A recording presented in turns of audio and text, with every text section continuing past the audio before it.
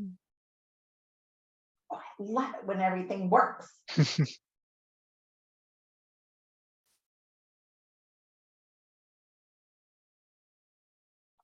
And I don't see anybody else. Oh, here come folks now.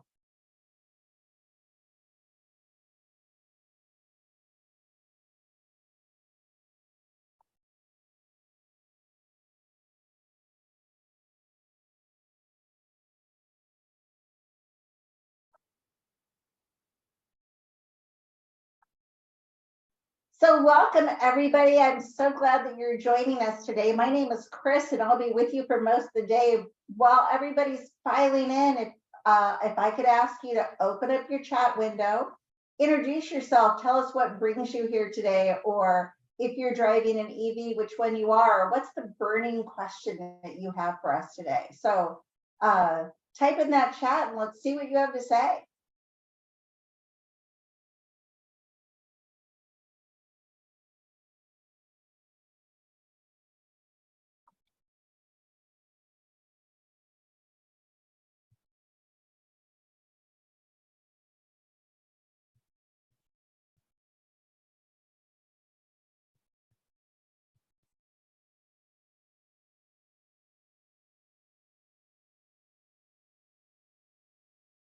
Hopefully you can see the chat. I do think I enabled it.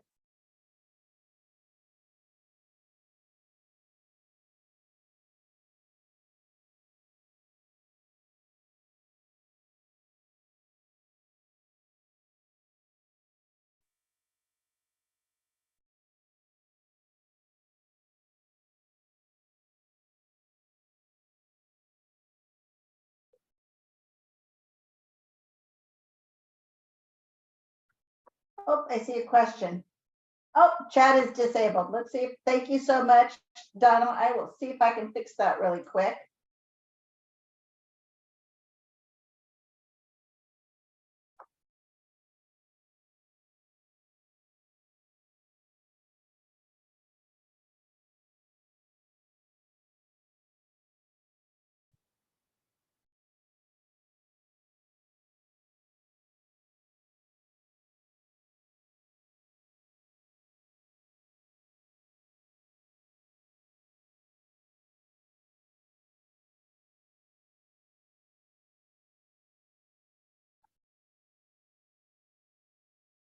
I do not see that I can fix that.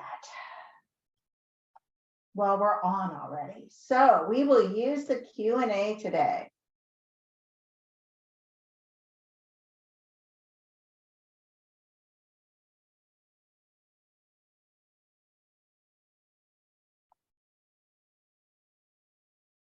So thanks so much, everybody, for joining us. I see we are just right at the hour. We have a lot of people registered, more than 70.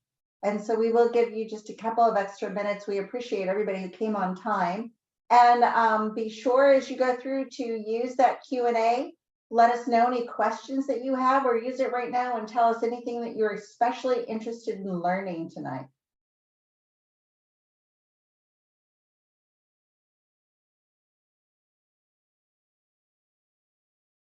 Oh, you know what? I figured out how to turn the chat on. I was looking in the wrong screen. Donna, try again and see if you can chat with us now. Please, if you would, please.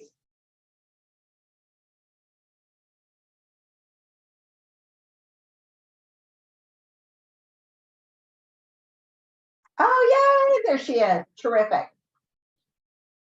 So much nicer to use the chat.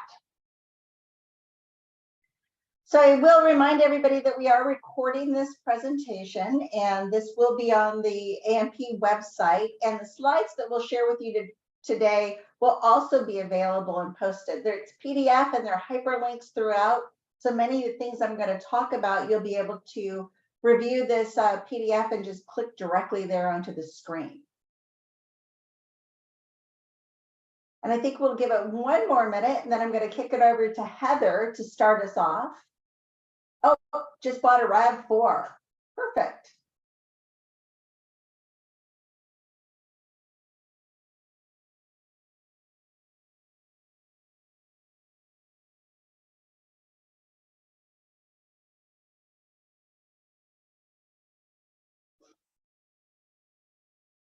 And I see a few more folks joining us. And so feel free to open up the chat and let us know what brought you here tonight, anything particular that you're interested in learning. And I'm going to start the screen share and Heather, let you take it away.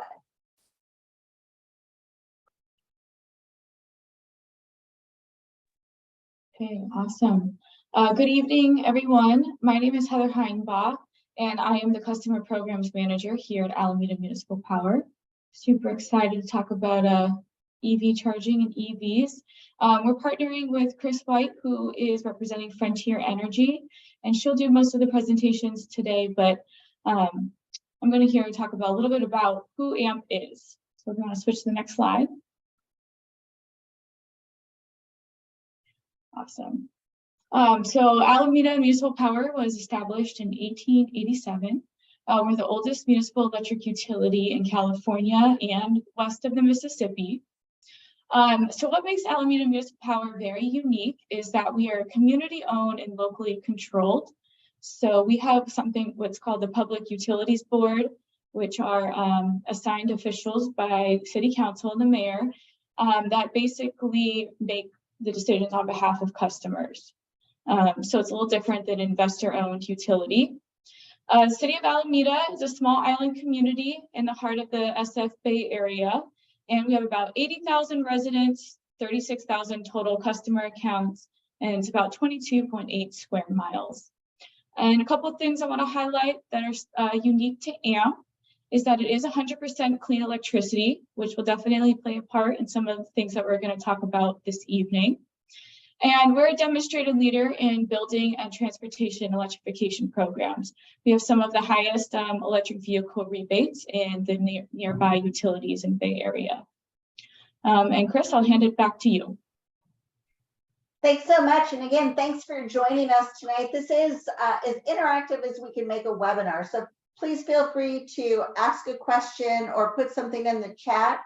We want to make this more conversational and less presentational. And we do have a lot of stuff we're going to talk about. And I think we can help with that question about a quote for an electrician to install a charger.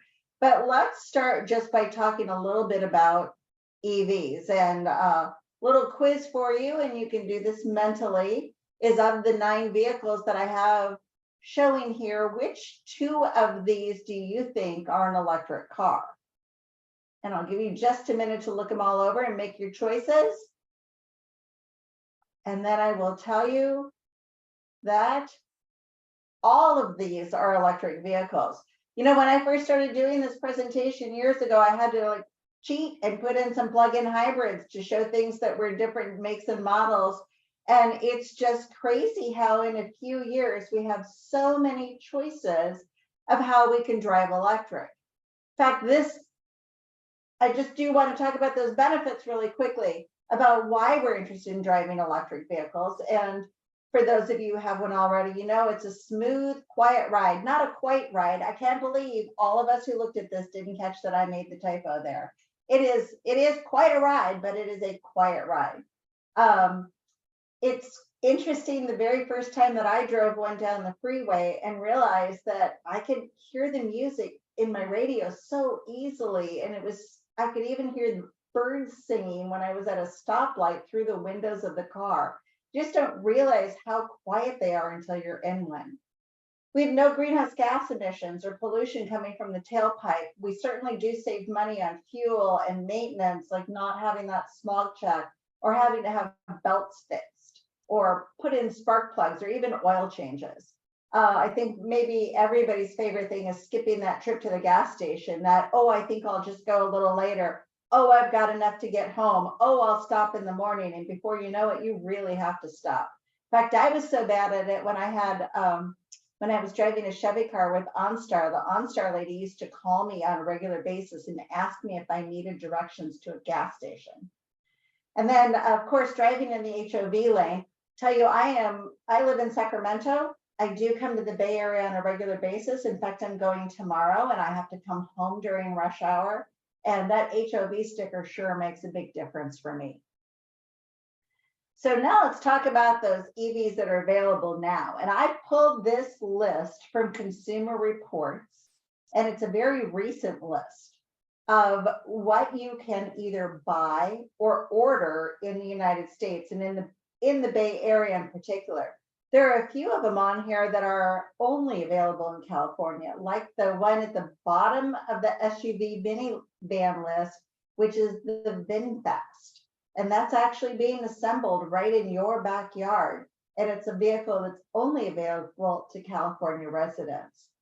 But you could see they span a lot of different classes of vehicles, from small hatchbacks, quite a few luxury vehicles, but look at all those SUVs or CUVs and even the pickup trucks that are coming.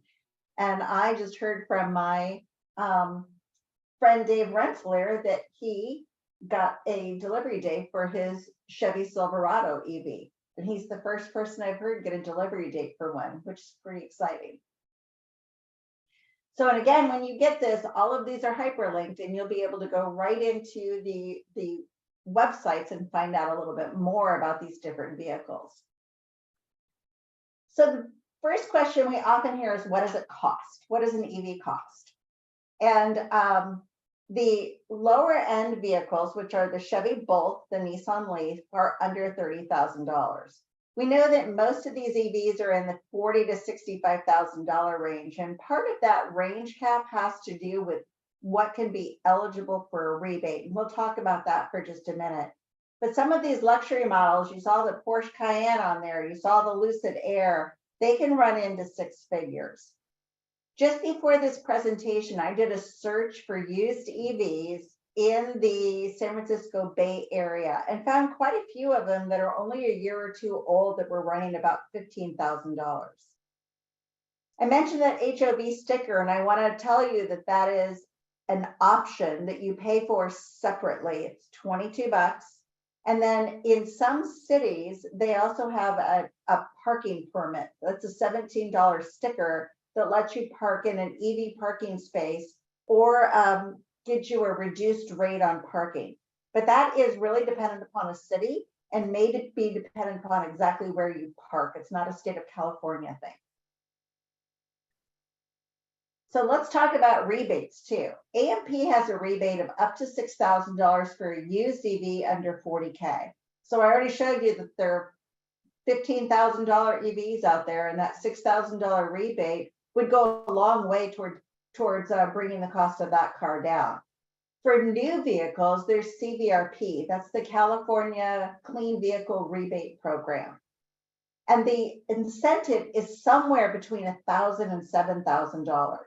When you go to the website, the one that I have linked here, there's a calculator that will help you understand how much rebate you're qualified for. And it has to do with where you live, the type of vehicle that you're purchasing or leasing or thinking of, and then what your overall household income is. So you can try this. If you're thinking about different vehicle types, try a few different vehicles and see what rebate you have in there. And then you may have heard that there is a new federal tax credit. It was $3,500 a vehicle. They've upped it to up to $7,500 for a new EV and up to $4,000 for a used EV under $25,000. Now, the thing about a tax credit is some of these can be used across multiple years, but it works best if you have a tax, if you're paying taxes. So if you're just taking a standard deduction or filing a short form for your taxes, this may not apply to you. And I want to encourage you to talk to your tax preparer about this. And I'm going to give you just a little bit. And Donna asked, when I talk about EV, are you talking about plug-in hybrids too? A little bit. So a plug-in hybrid is a car that also has a gas engine, so it can fill up with gas. It will still have standard maintenance. It is not eligible for an HOV sticker though. Those are only eligible for 100% battery electric vehicles.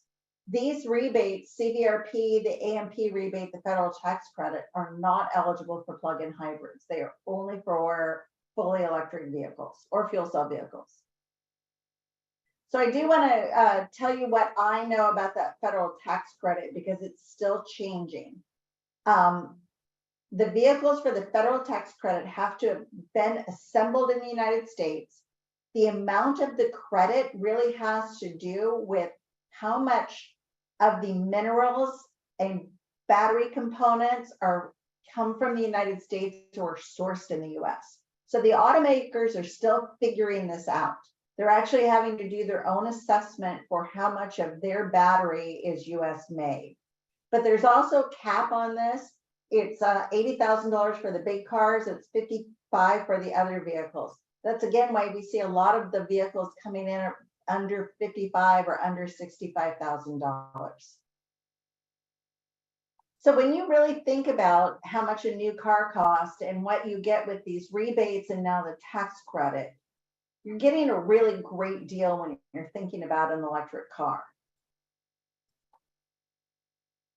So let's talk a little bit about how battery size relates to range. So this chart that you see for different vehicles, this is all the same vehicle, but it's in different body styles and different battery sizes.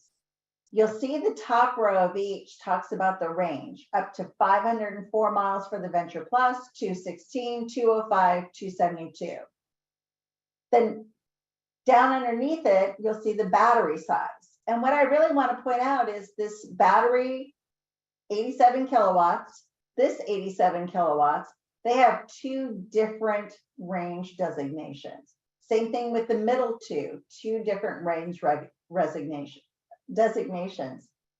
So the battery, that kilowatt hours, talks about how much energy, electrons, that battery can store. And it stores that energy and it turns that energy into the momentum that drives the vehicle. It also runs the air conditioner and the power windows and the sound system and charges your cell phone when it's plugged in. So all of that stored energy is operating the vehicle. The bigger battery can mean more range. It also could mean that it's running more onboard accessories. For instance, the Ford Lightning 150, you can plug a hand tool into the back of it or a TV and use that energy. That's going to decrease the range because it's still borrowing energy from the battery. The other thing that's going to impact your range is the weight of the vehicle and the drivetrain. In particular, what we're seeing here is these two vehicles on this side are all-wheel drive vehicles. The two here are front-wheel drive vehicles. They are going to get, these all-wheel drive vehicles are going to have a little bit less range just because of the drivetrain. So you want to think about all of these things. But the big question is, how much of this do you need? Because once you leave the house with a full battery, it's not like you're going to run out when you're down the block or halfway to work. There's a lot of range in these vehicles. And for most of us, we're not going to use all of that range on a daily basis. So I found this great calculator of how to calculate the battery size that you need based upon the range that you're going. And we use this in a bigger way for, I work a lot with trucks. So we use something very similar to this about how much range we need in a truck. So I look at 2 different days, your regular day, the day you pick up the kids from school, you run to the gym after work, your regular day, and then the extreme day or the extraordinary day. And for me, that's that trip to the Bay Area. It's something I do once every 2 or 3 weeks. I have clients there, I have an office there, but it's not something I do every day. But it's certainly often enough that I want to make sure that my car can get there. Now, next week, or 2 weeks, I'm also going to Santa Barbara for the weekend. And that is a extraordinary day. And I know that my car will get there because I know there are charging stations along the way. But I am not going to be able to get there on one battery, just like I couldn't get there on one tank of fuel from Sacramento. So what I'm looking at is my regular day, how many miles I need. Then I give myself a 10% buffer on that day. So because your battery is never going to go all the way to 0. You're always going to have some charge left in that battery. If you drive really fast on the highway, you want to give yourself another 10%. I would say too, if you are using your vehicle to haul something heavy, if you're pulling a boat, if you have sandbags in the back of your car all the time, you're going to give yourself another 10 to 20% for that additional weight. That's not something I do, so that's not part of my calculation, but we certainly figure that into trucks. And then if you are a person who drives in extreme cold or extreme heat on a regular basis, you're going to give yourself a 40% buffer for that. And part of the reason is, remember that air conditioning, that climate control is working from the battery. Electric vehicles don't create very much heat at all. And it takes some work for that battery to create some heat for the heater, for the seat heater. I hate to be cold. I am a battery cranker, I like my seat heater all the way up. I have the heat turned all the way up. I like it warm in my car. So I give myself a 40% degradation for the very few times that I drive in the cold. So when I do this calculation, my average day is a 15 miles of battery that I need on an average day. And it's still under 200 for my Bay Area trip.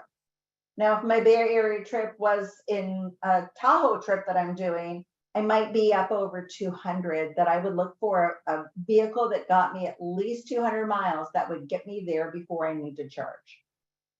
So I want to stop there and ask any questions. See if you have any questions about thinking about what does a battery mean to range and how much battery and range is right for me.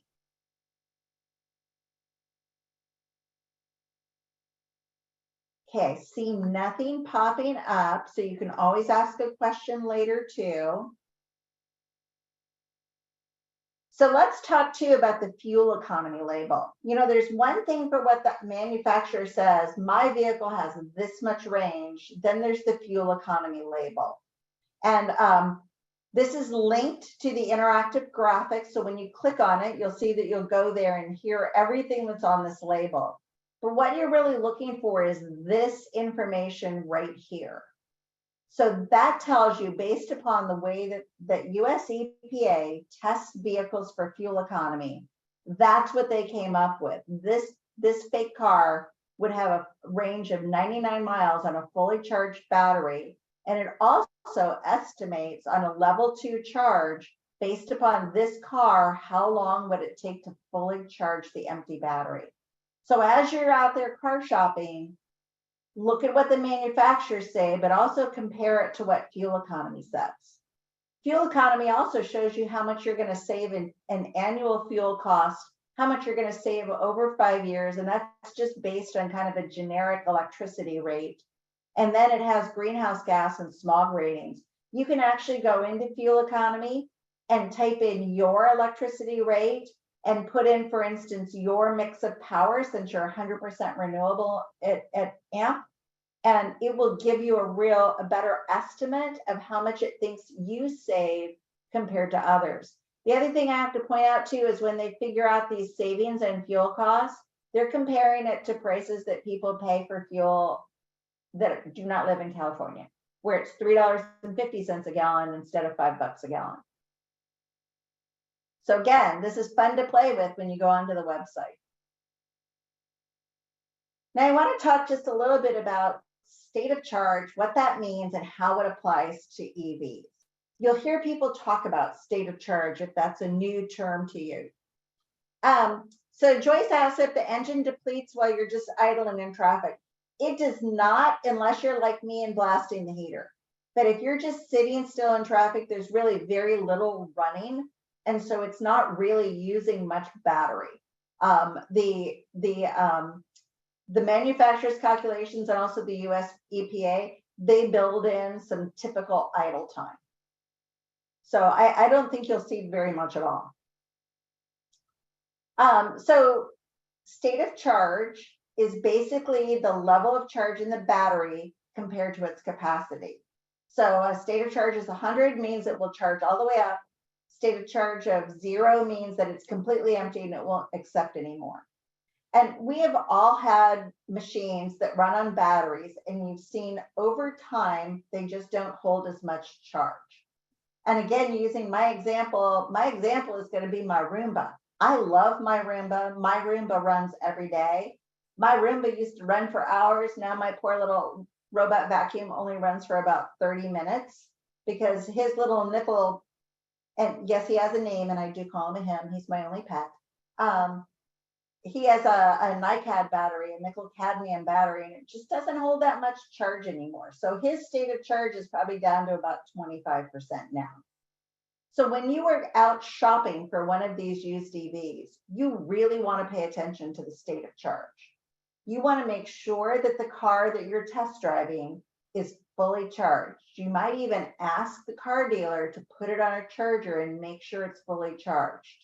And then when you get into the car, you want to see that the battery gauge is at least 75% full.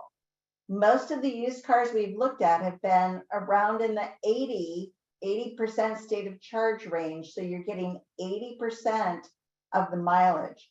The batteries are getting better and better. And we're seeing those vehicles come onto the market as used EVs now, but do pay attention to this. My son bought a used vehicle that he just thought was not charged, and it was only at about 50% state of charge. It only had about a 50% state of charge, and it just got very little mileage to it. But that was a very much first generation Nissan Leaf, and I have not seen that recently. So let's talk a little bit about charging. And I love this graphic. I would love to tell you I created this, but I actually borrowed this from the state of South Dakota that shows charging compared to water. So level 1 is the plug in your house. Every car comes with a cord. Every car can plug into one in your house. It is a very slow charge, kind of like filling up the swimming pool in your backyard with a watering can. But for me, with that average commute of 15 miles a day, level 1, while I'm sitting at home working or sitting at home sleeping at night, is plenty fast for filling my car most days.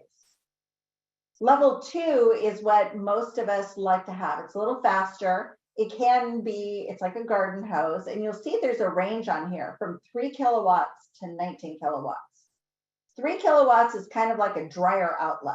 It's called a NEMA plug, and they are fairly inexpensive to install, and they will give you up to, they'll give you 4 to 6 miles of range per hour that you're charged in. But they go up higher and higher. It's like buying a hose that's a bigger diameter around and has a bigger nozzle on it. So if you are a person that has a car with a big battery and a long daily commute, you're going to want to get a level 2 charger that's outputting more electricity, more water.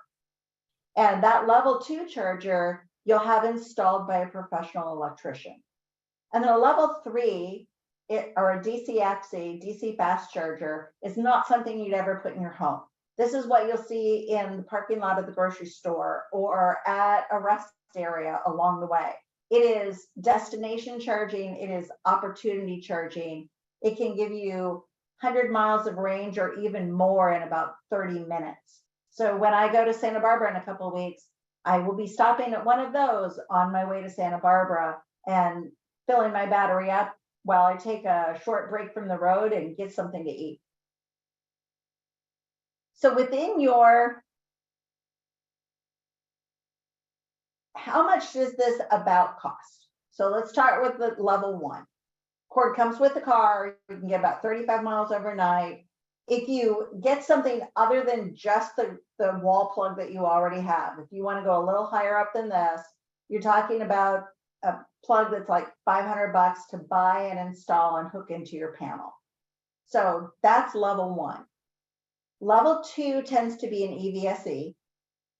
It's about $350 to $500 to buy one, and the difference in price has to do with not only the speed that it's charging, but also what types of bells and whistles it has. Some of them can connect with your phone. They can monitor the time of day that you're charging. They can do all sorts of great things with reporting tools that are handy to have. Then you also have installation cost. The installation costs have some factors to do with them. I'm going to give you a couple of examples.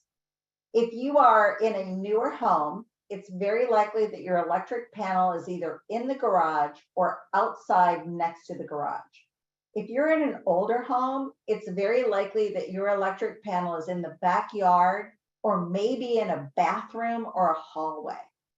So the further you have to run the cords, the wires from your panel to wherever your charger is, each foot of running that wire is going to cost you a little bit of money. The other thing I want you to take a look at is your electric panel itself in your home. So we all have those electric panels and it needs to have an empty slot for a breaker. If your panel is completely full, you will need to either get a bigger panel or put in a sub panel. And many homes have sub panels for solar, but maybe not. So this is where you're going to talk to an electrician, and I am not the electrician. So both of those things have a lot to do with the cost for installation. Consumer Reports states that installation is for a level 2 charger can be as little as $500. It can be as high as $4,000. And that would be that old panel in the bathroom on the second floor and a long way to go. The other thing you really want to think about is not drilling through concrete. So if there is a way that you can run your conduit, the metal that the wires run in, or that you can set it up so that you are not having to dig through concrete to run the wires, that will save you some money as well. And I'm going to show you some examples of this. So these are all from Clipper Creek, but they are examples of garage installations. And you'll see this one is right here in between the two garage doors because they had very little space. Their conduit runs across the ceiling and their panel is actually in the back of the garage. This one is a little slicker and more finished. So they put in first, and this is an overhead station, and then they drywalled the ceiling afterward.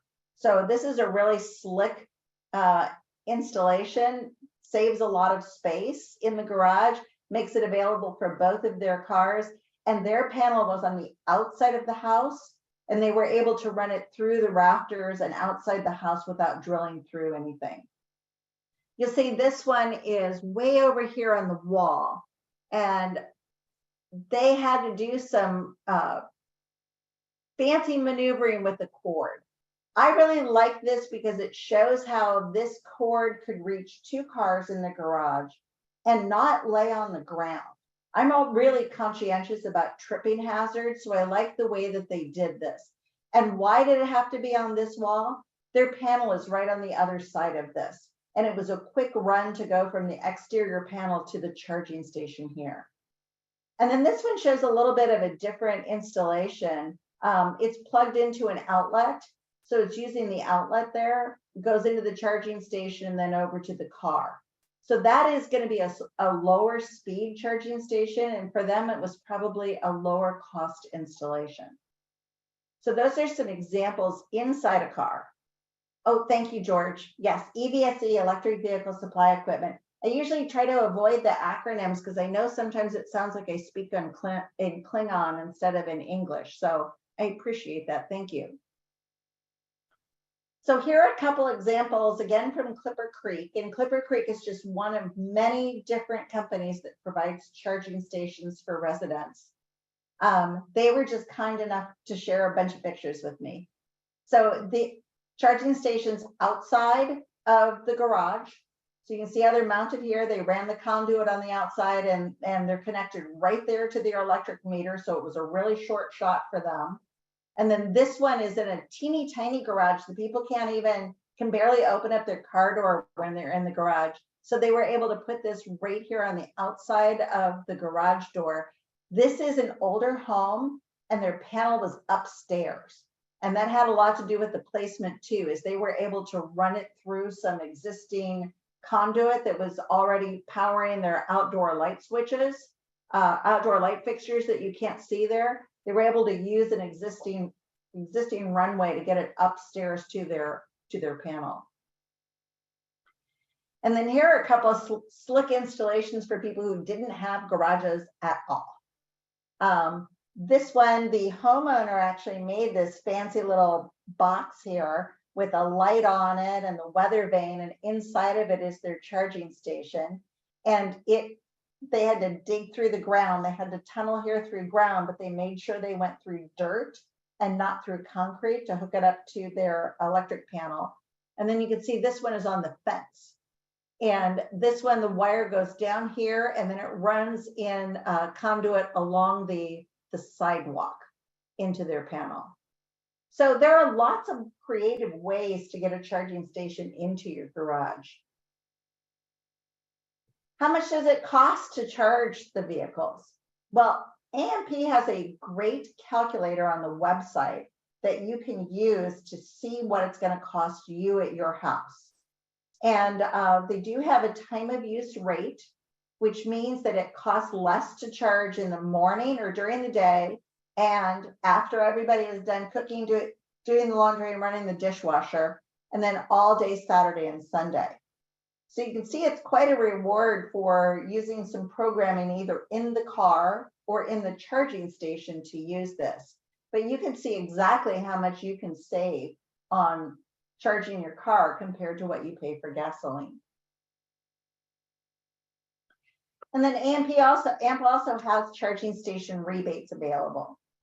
For a level 2 charger rebate, it's an $800 rebate, and you can use it toward the cost of the charger, towards installation, which would be getting that panel or a new breaker or whatever you need, and it can go towards applying for the permit. And that's one thing I forgot to talk about with installation costs. You do need to get an electrical permit. Almeda has it online already. They have a set permitting rate, and the permit is not terribly expensive. And so it's fairly easy process, and your electrician will know how to do this and will do this for you. Now, if any of you on the phone are part of a apartment, if you're a multifamily condo, your property owner could install charging for you. And there's a great program for property owners. And if this applies to you, I encourage you to reach out to Heather. I see she's dropping links in the chat, but ask Heather specifically about that. And the same thing with the commercial EV charger rebate, that's for a business. And if that applies to you, please reach out as well. Those commercial chargers, the things at multifamily residences, the things at businesses, accept payment, they're smart, they have some more bells and whistles. And it is a great rebate to help those businesses move into it as well. One thing to think about, commercial businesses counts as an office. So it may be best for you to charge at your workplace rather than your home. And I encourage you to talk to your business about installing charging as well. And Heather can help you with all of those. So that's a good segue to talk about charging away from home. And what do you do when you are not going to be there, or you have a long commute to work, or you just want to run to the Bay Area or Santa Barbara for the weekend? Well, level 2 charging stations are common at businesses. And you can get a full charge from an empty battery in less than 6 hours. They may be free, just depends upon the business or the place that you're in, or it may be by the kilowatt hour. The DC fast chargers, as we talked already, are typically found in destinations. And I have not seen a free one in a while. Used to be you could find one every once in a while, but not anymore. You pay by the kilowatt hour. And you may see that there is an additional parking fee. So some locations will charge you for the electricity use, but they also charge you by the minute for parking at the DCFC. And be cautious, because if your car is full and you have not unplugged, some of them will continue to charge you the parking fee. And I just talked to someone this afternoon where they are having quite an issue with people parking at a DCFC and going away for hours and hours, that they're going to start charging 50 cents yeah, 50 cents, 50 cents a minute to park there with a maximum charge of $300. So these stations will tell you that your car is done charging. The app will tell you that it's time to move your car. And they do give you grace period to come and move it. But just be aware, and by law, they have to tell you before you start charging what all of the fees are. This is how you find them. So this is again from the AMP website, and it's hyperlinked in this PowerPoint, and I bet Heather's going to drop this in the chat for us as well. And this shows you the public chargers that are already available right in your area. When you scroll out from this or zoom out from this, you'll see them where they're available throughout California and up into Oregon and Washington. There is very few places now, for most people, they can make it even all the way across the country.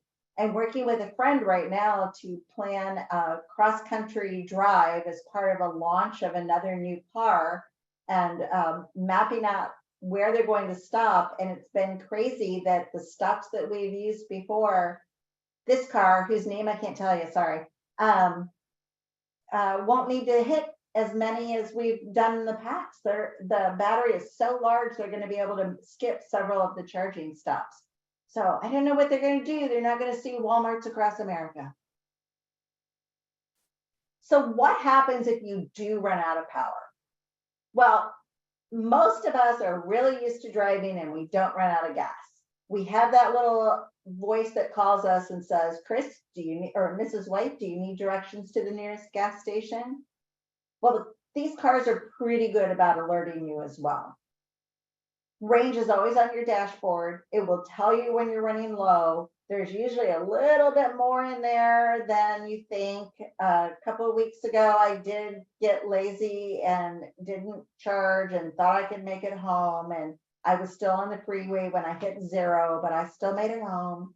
So there is a little buffer in there. But when it's really, really not going to go any further, it will warn you that it's time to pull over. You are not going to stop dead on the freeway. So, but it is unusual that you'd run out of electricity unless you're a person like me who gets really careless with it. However, almost every new car has roadside assistance. So if you do get yourself in a situation where you're stuck, it can be available from the dealer itself, from the automaker. AAA now offers a roadside assistance program that is specific to EVs. And in some places, they have a mobile battery charger that will come and charge you. That takes a while, and I just assumed they picked my car up and took me home. And then there's also this great group called Better World Club. And it's kind of like AAA, but specifically for electric vehicles. And I think they're just wonderful. They offer all sorts of help and advice. And I am a member of the Better World Club, and I encourage you to look at that.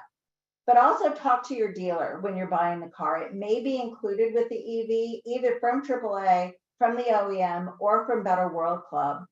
And you'll see this picture from the Nissan is their connection to roadside assistance. It's very much like what we described with my old OnStar, and being able to connect instantly when you need help. So when you are at the dealership, these are some questions that I think are just really helpful to ask. The first is asking them if they're going to submit the DMV paperwork for your carpool sticker, the HOV sticker. It's actually a paper form, and you have to print the form, fill out information, and mail a check to the DMV. And I found it was so much easier if I just asked the dealer if they would do it for me, and they just wrapped it all up in all of the other paperwork, and I didn't have to do anything. So ask them to do that. Ask if they're applying for the CVRP rebate on your behalf. They can apply for the rebate right there at the dealership, and then just take that cost off the top of the car. And again, you don't have to fool with the paperwork or wait for the rebate to come. Some dealers will do that, some dealers won't. So make sure you ask. Ask about that EV roadside assistance, and if they have it through the dealership, and how does it work, and who would provide it. some EVs have a credit for using public charging station. The Nissan vehicles, for instance, will give you a prepaid card for using their EV Connect charger network. So ask if you get that. And then some dealerships have their own network of installers, and they can offer or arrange for someone to come and install the EVSE, the charging station for you. Make sure you ask these questions. It's really beneficial to be an informed driver. I would also tell you a source of information that's local is your EV Drivers Association. Throughout the state, throughout the country, there are great groups of people who were early adopters of EVs, and they are very passionate about what they do. And part of that passion is really sharing their experience with you and giving you some of the insider tips. And we'll include that in our follow-up email. And I'm even wondering if we have anybody from the local EV club on here, looking at you, George, and might be able to drop some information about the EV club into our chat for everybody.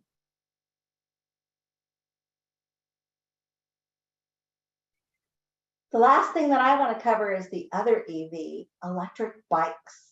We're seeing these more and more often in a range of sizes and shapes and utilities. They are super bikes, fun to ride. They're not motorcycles, so they stay in the bike lane. You can see I put a couple pictures here of EV trikes that are used for cargo bikes or just for fat tire bike to take out on the beach and with all of your camping equipment in it. So take a look at EV bikes as well. They charge up in about 2 hours in a wall socket, and you can see the batteries are in different places. This one's right here, and that battery actually snaps out. This battery is underneath here, and there's one underneath here, and this one, oh, the battery's right there. It's hard to see. It's behind the seat as well. So some of them have removable batteries. Others just plug with a wall socket in about 2 hours. And AMP has an EV bike rebate of up to $600 for a new electric bike. So make sure you're checking out that option as well. So next steps from me, and then I'm going to turn it back over to Heather, is contact your dealership and take a test drive on a car, a truck, or a bike. You know, test driving, checking it out, experimenting with them isn't a commitment to buy. And sometimes I think we all get a little afraid to go into place, feel like we're going to pressure to buy. Go with a friend, make sure they tell you no, or let's go try another one. But get the experience, or again, meet up with your EV club. They typically have National Drive Electric Day will be around the corner. They typically have ride and drives where you can try these things. Use all of those calculators that are there from AMP's website, and also looking at different range calculations from the US EPA. AMP has an email update. That's the best way to find out about new programs and new rebates that are coming, and webinars like this. And then I think the most important thing is just to get out there and enjoy your electric ride. And with that, I am going to turn it back over to Heather for your personal local ride and drive that's just around the corner. It is, yeah. Thank you so much, Chris. So we are having an EV Expo where you can come and check out potential new EV models, take some of the information you learned today, and you can ask AMP staff some follow-up questions. We'll have people from all over the community to represent their own electric vehicles and sort of give you direct insight of what it's like to be an EV owner. So this is at the South Shore Center on April 29th from 10 to 1. And for the first 125 people that register, they'll also get a $15 food voucher that they can use at the food trucks that are at the South Shore Center on Saturdays. So the QR code is there to register, and then when we send out, I'll send out the link for people to register as well. And I will leave that up so you have a moment to scan that code and get registered to go out. And Jaron, we haven't heard much from you. Anything to say? Not, I guess if we're all done, I think we can start taking questions on the presentation itself. Any questions regarding rebates or maybe technical aspects that we can cover? We'll try my best. I'll try my best to address the questions, but yeah, we can start taking questions on that. And I am gonna stop the sharing so that we can all see each other a little bit better. So questions, things that we didn't quite answer or discuss. Federal rebates. Yes, I believe there are federal tax credits, and that's listed on our website. So if you go to the links that are in the chat, you could go into CA, California and US incentives, and that'll kind of list out what tax credits are available. No actual like rebate amounts on a federal level, it's more tax credits.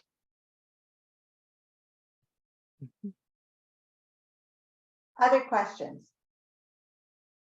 How about a tip that you have to share with other folks that are on the phone? We played a game earlier today, your favorite energy efficiency tip to share with others for Earth Day.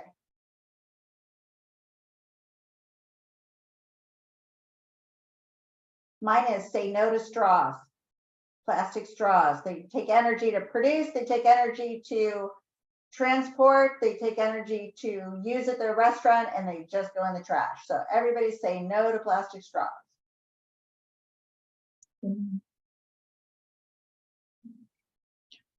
Space heaters. They use a lot more electricity than you think they do. So if you are having that high bill, first thing to ask yourself is, if you have space heaters, how often you use them. That is a good tip too. I saw a study that people were using electric space heaters even though their house was warm, just because they liked the feel of hot air blowing on them. And I thought, oh, that's my people. That's how I'm going to be. I just like hot air blowing on me. I'm sure the ambient noise also kind of helps too with the fan and stuff. All right, so as a reminder, this PowerPoint presentation will be available online on the AMPI website. We do appreciate you all being here. We'll have the recording up on the website as well. I'll send all of those over to Heather tomorrow. The recording has to process a little bit. And I did drop my email address in the chat. So if there's anything that you want to talk to me about or bring up or get into a little bit more detail, please do so. And with that, and I know it says we have one person on the phone, so it's kind of boring to watch a PowerPoint presentation on the phone. So please let us know how we can help you. And with that, have a great evening and a wonderful Earth Day, and just say no to plastic straws and space heaters. Yes, and I dropped the EV email in the chat as well, so you guys can always reach out that way if you have any follow-up questions. Okay. Thanks, everybody. Have a great evening. Thank you. Appreciate it.